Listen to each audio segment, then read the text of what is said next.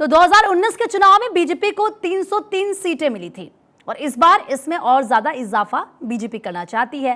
Vote share का target 51% रखा गया है। इस लक्ष्य को साधने के लिए बीजेपी को साउथ को साधना बेहद जरूरी है और यही वजह है कि पीएम मोदी ने इस महीने तीसरी बार दक्षिणी दौरा किया है, या यूं कह लीजिए कि अभी भी कर रहे हैं, क्योंकि पीएम मोदी को लगता है दक्षिण पथ से ही विजय पक्ष दौड़ेगा।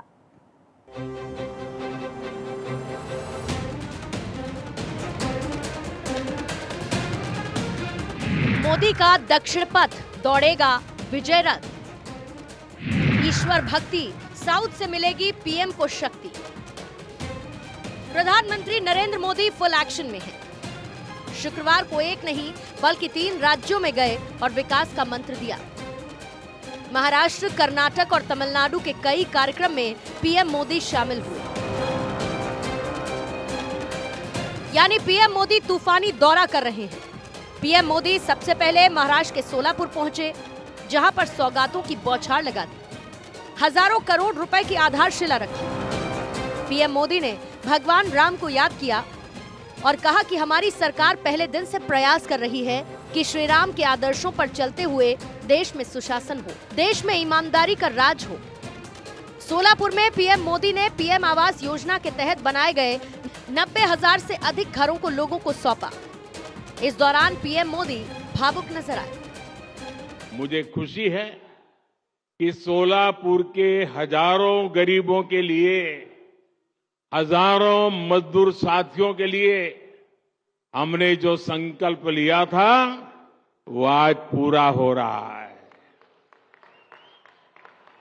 आज पीएम आवास योजना के तहत बनी देश की सबसे बड़ी सोसाइटी का लोकार्पण हुआ है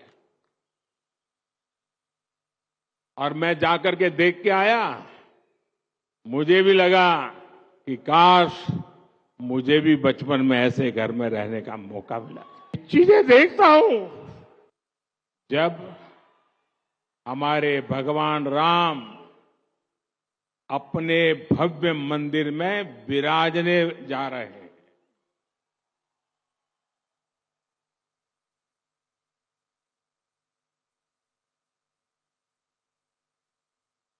हम सब ने आराध्य के दर्शन टेंट में करने की दशकों पुरानी पीड़ा अब दूर होने जा रही है। राम मंदिर की प्राण प्रतिष्ठा कार्यक्रम को अब दिन ही शेष है। प्रधानमंत्री नरेंद्र मोदी इसके लिए 11 दिनों के अनुष्ठान पर हैं।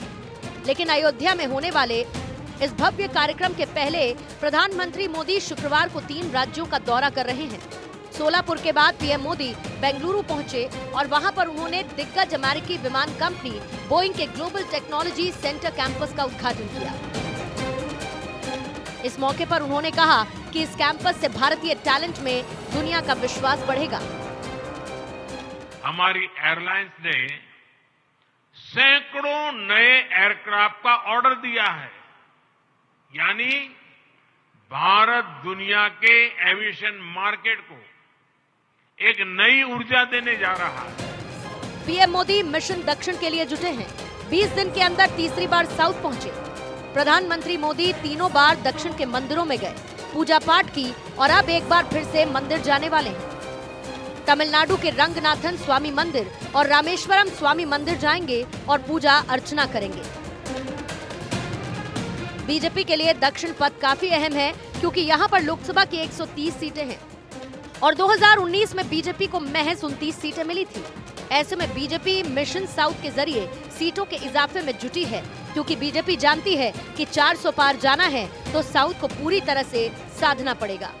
Bureau report, Bharat 24।